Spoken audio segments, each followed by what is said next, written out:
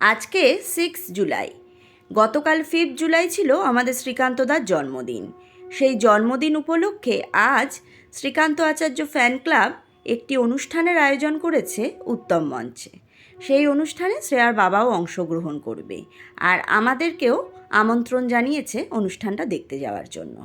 শ্রেয়ার বাবাকে একটু আগেই পৌঁছাতে হতো, কারণ যেহেতু সাউন্ড ব্যালেন্সের একটা ব্যাপার রয়েছে। তা ও বলল একেবারে তোমরা আমার সাথেই বেরিয়ে চলো। তা ওর কথা মতন আমরা অনুষ্ঠানের একটু আগেই পৌঁছে গেছি হলে।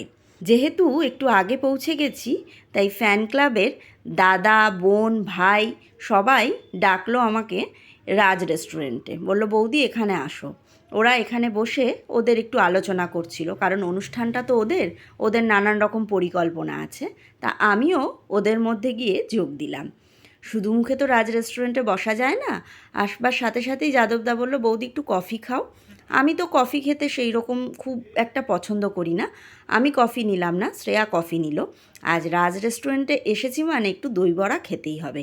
রাজ রেস্টুরেন্টের দই বড়া কিন্তু ভীষণ টেস্টি। আগে বহুবার খেয়েছি, তাই লোভটা সামলাতে পারলাম না। ভাত খেয়ে এসেও আবার দই বড়া নিয়ে বসে পড়লাম। আর ওদের যা কিছু পরিকল্পনা হচ্ছিল সেগুলো বসে বসে আমি শুনতে থাকলাম। আমি তো এখন শুধুই শ্রোতা, কিন্তু বেশ শুনতে ভালো লাগছিল। দাদাকে যে ওরা কতটা ভালোবাসে, কতটা সম্মান করে, সেইটা ওদের পরিকল্পনা দেখে বোঝা যাচ্ছিল। আমরা সবাই মিলে এবার চলে এলাম একদম হলে। হলের ব্যাক স্টেজে এসে সাউন্ড ব্যালেন্স হচ্ছে, দেখতেই পাচ্ছ। এবার অনুষ্ঠান শুরু হওয়ার পালা, তবে হতে এখনও অনেকটাই দেরি আছে। আমরা দাঁড়িয়ে দাঁড়িয়ে সেইগুলোই উপভোগ করছিলাম।